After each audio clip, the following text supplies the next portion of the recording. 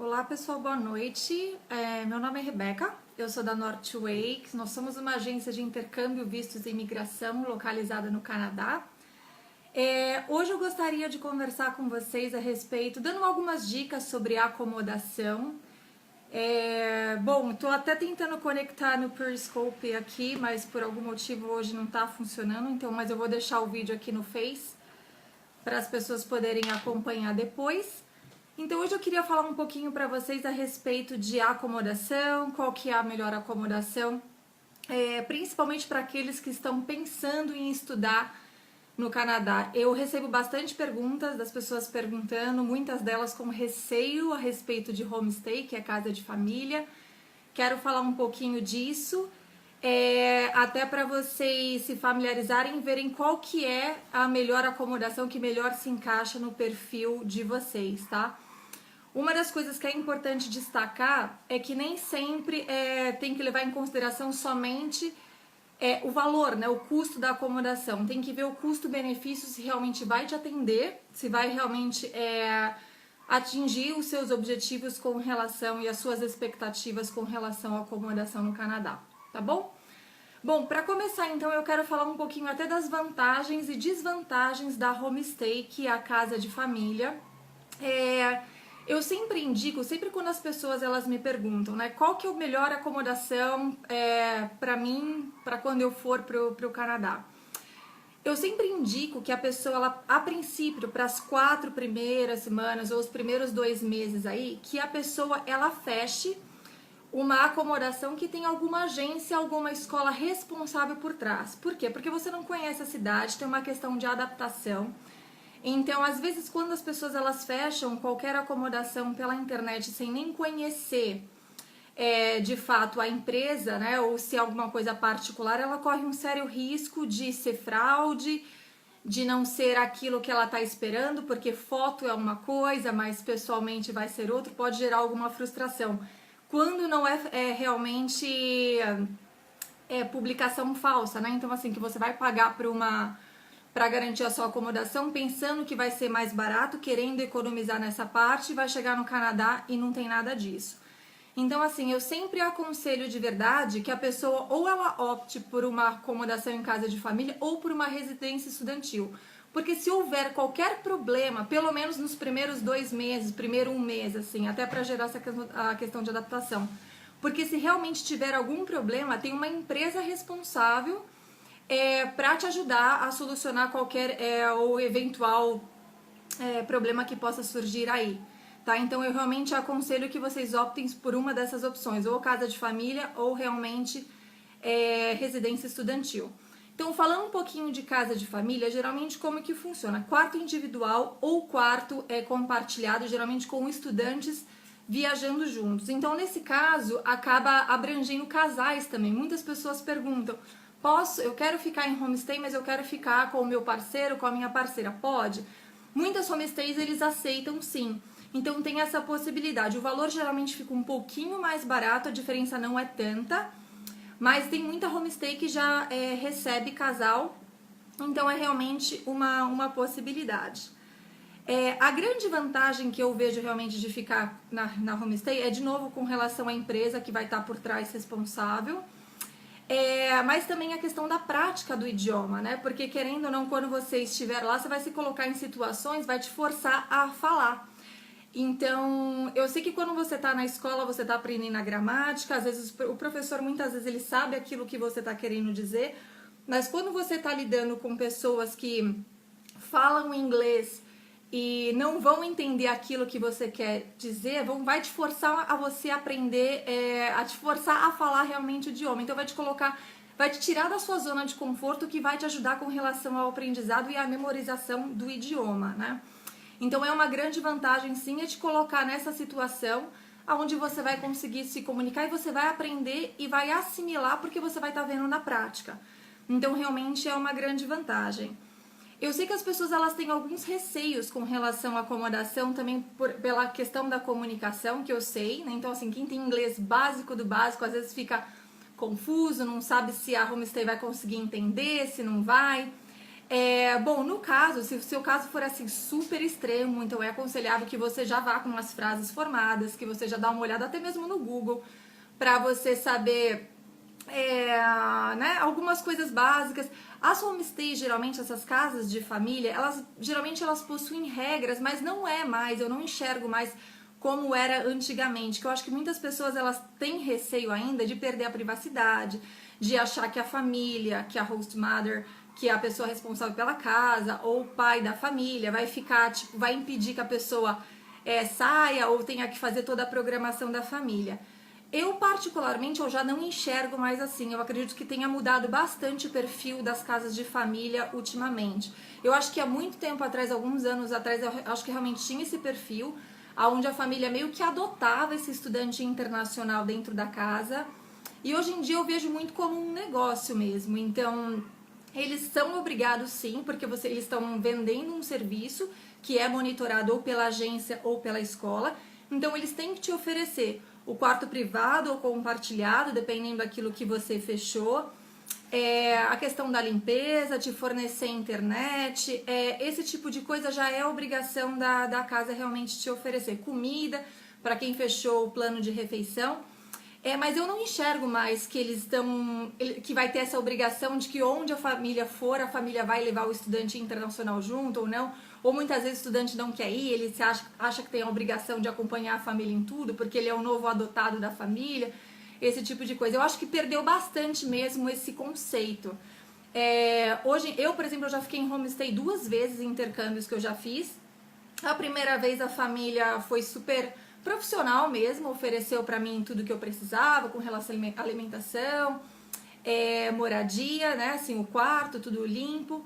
A segunda homestay que eu fiquei foi de uma senhora sozinha, aonde ela, acho que até por conta que ela tinha mais disponibilidade de tempo, ela me levava pra andar com ela pela cidade, esse tipo de coisa. Então, pra mim foi muito bom no começo e eu super recomendo, mas não tinha essa obrigação. A única coisa que é legal, geralmente quando a pessoa ela já fechou um pacote de refeições com 3 refeições, é avisar, né? Porque é avisar que você não vai jantar, por exemplo, porque geralmente você toma café da manhã na casa, vai pra escola, e aí na escola se você tá com o almoço incluído no pacote, você vai levar teu almoço pra escola.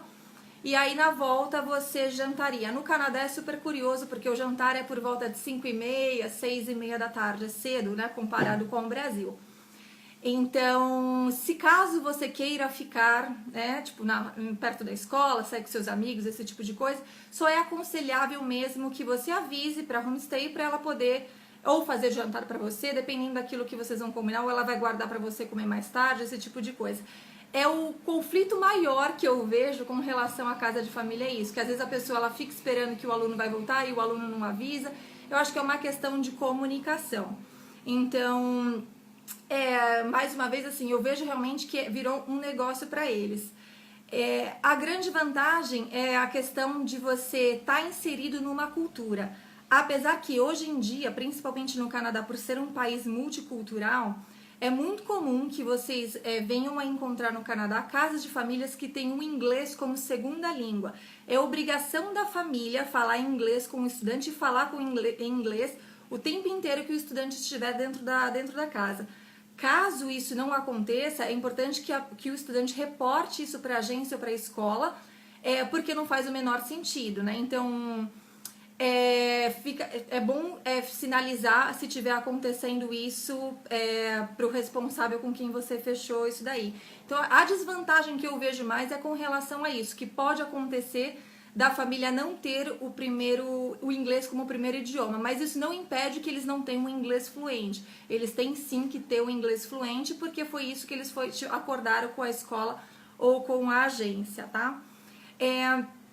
O valor aproximado de uma homestay por mês gira em torno de $850, com 2 ou 3 refeições por dia. Então vai depender aí também da agência ou da escola que vocês estiverem fechando, tá? Mas gira em torno disso mais aproximadamente. Outra coisa também que eu sei que as pessoas elas têm receio com relação à acomodação é da acomodação ser muito longe da escola. Geralmente, a maioria das escolas que eu trabalho, eles têm um limite de distância e até de locomoção entre a homestay e a escola. Geralmente, quando o estudante chega, a responsável pela casa de família vai fazer o trajeto da casa até a escola para mostrar o ônibus ou o metrô que esse estudante ele vai ter que pegar. Geralmente não fica em mais de 30 minutos de distância entre a casa de família e a escola, tá? Então, assim, para quem tá acostumado aí com grandes cidades aqui no Brasil, sabe que às vezes 30, 40 minutos de distância de transporte público não é muito. Então, só para vocês saberem mais ou menos como que funciona, tá bom? Bom, residência estudantil é também apresentado por agências e por escolas de idiomas, alguns colleges e universidades eles também têm. O perfil dessa residência estudantil, ela pode variar de acordo com essa instituição, tá? E o valor também vai variar de acordo com o perfil dessas casas, apartamentos, esse tipo de coisa. Geralmente são quartos individuais ou quartos compartilhados de 2 pessoas aproximadamente. Nesse caso, não necessariamente são estudantes viajando juntos, então realmente pode acontecer de você cair num quarto de uma pessoa de outra nacionalidade, o que vai te ajudar bastante com relação ao idioma. Você vai ter uma privacidade porque você vai controlar o teu horário, você não vai ter que dar satisfação, por exemplo, como no jantar, que eu dei exemplo da casa de família, mas você não vai ter refeição também.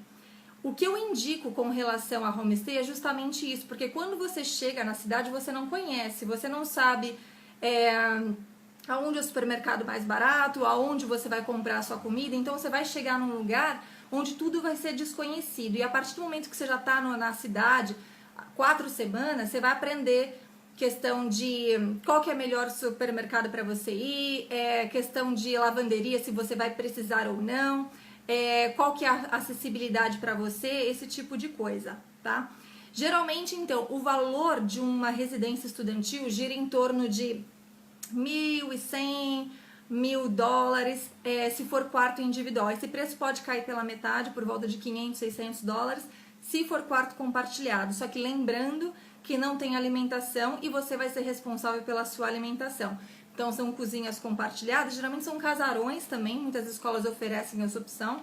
Casarões com vários quartos, você vai ter seu quarto individual ou não, e vocês vão ter cozinha, às vezes banheiro compartilhado, esse tipo de coisa, tá? O que acaba acontecendo, assim, a sequência do que eu acho que é viável, né, para quando a pessoa ela tá realmente indo para o Canadá para estudar. A terceira opção é os roommates, né, que são esses companheiros de quarto. Então, assim, eu aconselho realmente que a pessoa ela fique pelo menos 4 semanas na casa de família, e depois ela pode optar se ela vai querer alugar um apartamento para ela ou se ela vai alugar um quarto, esse tipo de coisa, que são essas divisões de quartos com esses roommates, tá? O que eu não aconselho de jeito nenhum é você fechar esses apartamentos ou fechar esses quartos à distância. Justamente pelo que eu falei no início, você não conhece a casa, você não conhece as pessoas com quem você vai dividir a moradia, e por foto pode parecer uma coisa, pessoalmente pode ser completamente diferente. E eu também já vi casos até de pessoas que fizeram o depósito no Brasil, chegaram lá e a pessoa falou, não, já aluguei seu quarto para outra pessoa, toma aqui o seu dinheiro de volta. Quando eles devolvem o dinheiro, é menos mal, mas você vai estar lá sem ter para onde ir. Então, você vai ter um gasto maior em procurar um hotel desesperadamente, um hostel, alguma coisa assim. Então, e também não vai ter nenhuma empresa, não vai ter ninguém responsável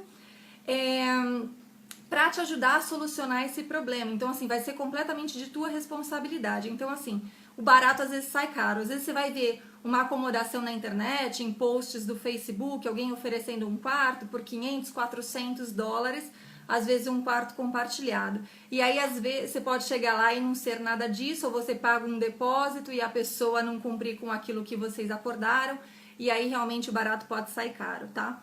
Então, a vantagem de você fechar a parte de roommate, de você dividir o quarto, eu aconselho que quando você estiver no Canadá, você vai encontrar muitas pessoas na escola que vão estar no mesmo barco que você, que vão estar assim, na mesma situação.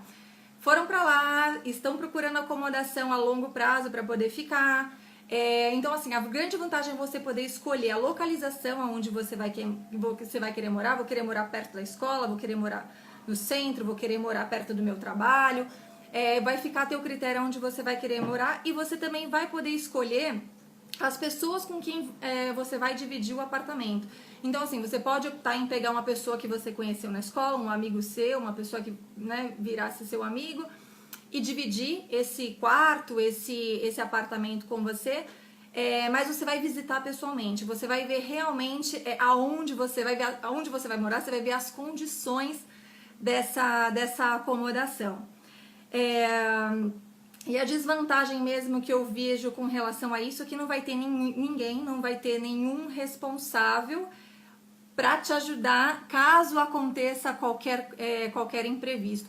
Muitas pessoas, assim, que tem, né, que geralmente elas sublocam um espaço, um quarto dentro do apartamento, geralmente elas podem até fazer algum contrato para um contrato de gaveta, assim, para poder mostrar realmente quais são as regras da casa. Então, assim, vai uma coisa muito de acordo com aquilo que você está fechando com a pessoa que está alugando o quarto para vocês, tá bom?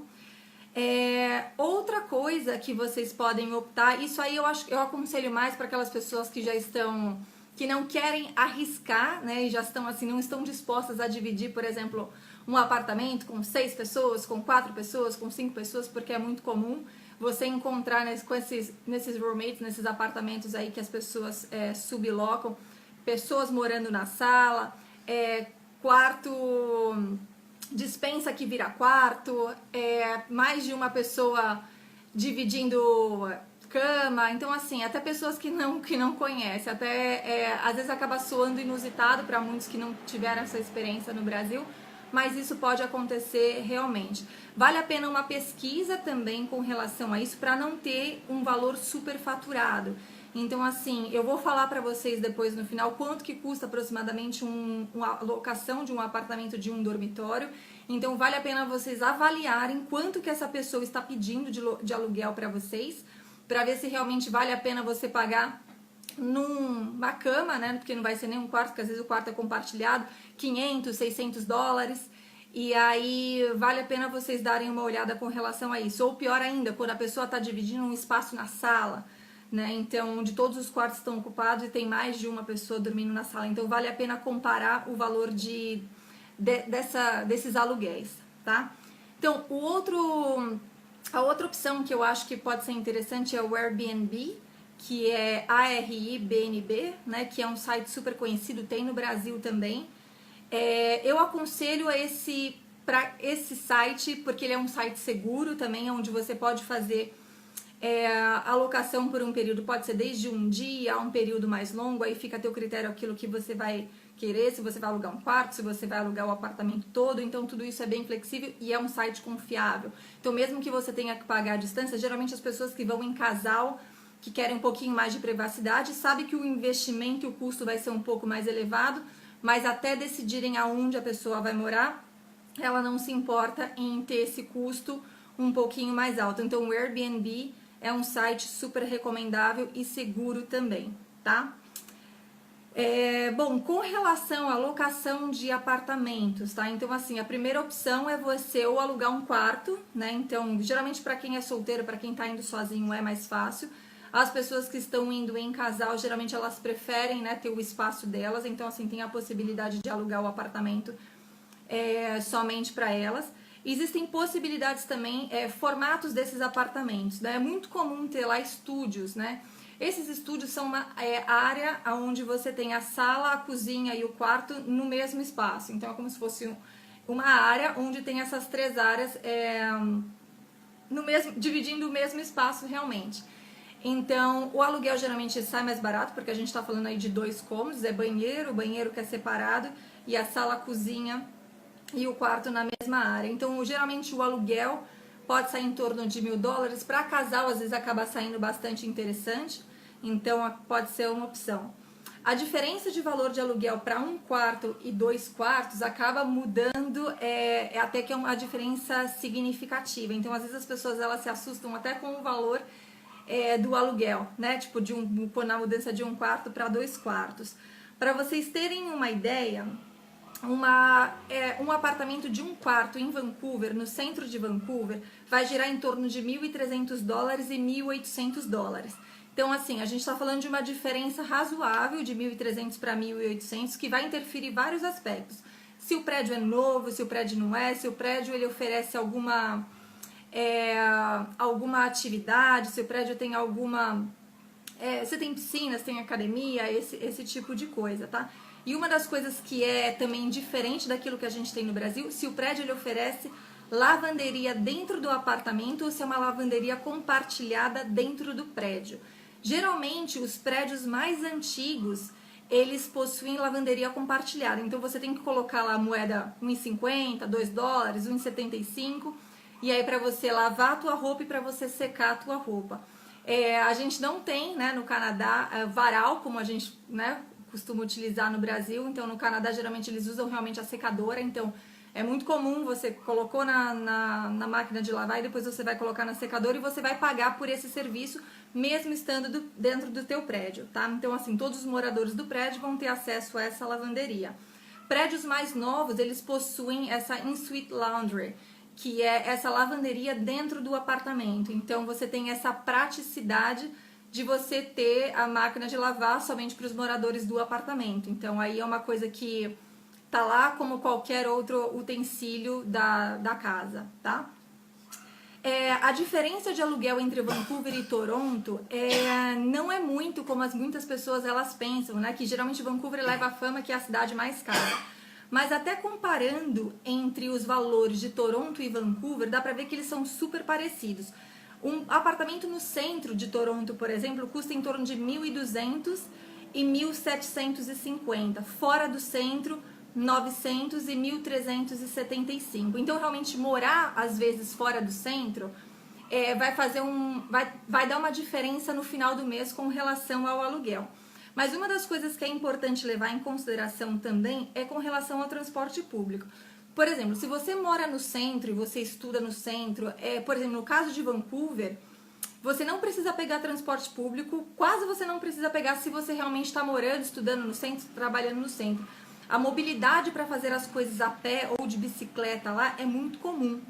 Então, às vezes, por exemplo, em Vancouver, você vai ter uma despesa de $100, de quase $100 com relação a transporte público, né? Então, vamos supor que vocês sejam um casal, aí vão ser $200 considerando o casal utilizando transporte público. E vocês vão encontrar um apartamento por volta de $1.100 fora do centro. E um apartamento no centro vocês encontram por $1.300.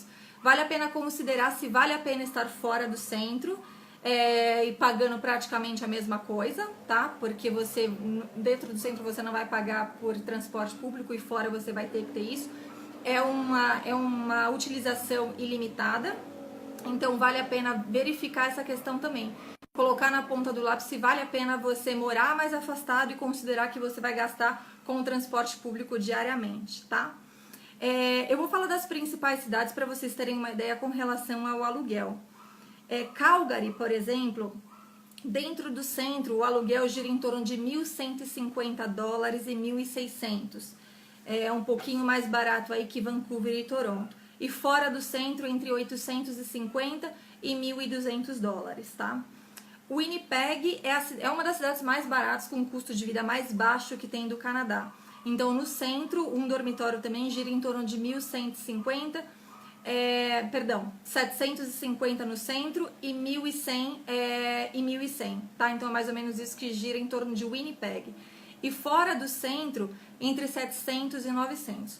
Porém, uma das coisas que vale a pena destacar também, que cidades mais frias, como no caso de Calgary, Winnipeg, o uso de transporte particular às vezes pode ser necessário. No caso de Winnipeg, por exemplo, não tem não é tão fácil, não tem essa